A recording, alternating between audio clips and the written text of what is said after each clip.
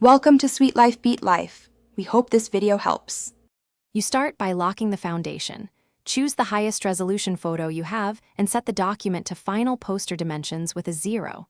125 bleed for print. Once done, convert color profile to the target space, RGB for web, CMYK for print, because color shifts matter later. Duplicate the background and name that copy so you can always revert. Now perform an initial crop and straighten. This establishes composition and saves time when you add type and effects. You move into the creative middle. Shape light and color with curves, selective color, and vibrance so the subject pops and the mood reads from a distance. While you work, use layer masks to isolate adjustments. This keeps edges clean and avoids globally muddy tones. Apply subtle dodge and burn to define form.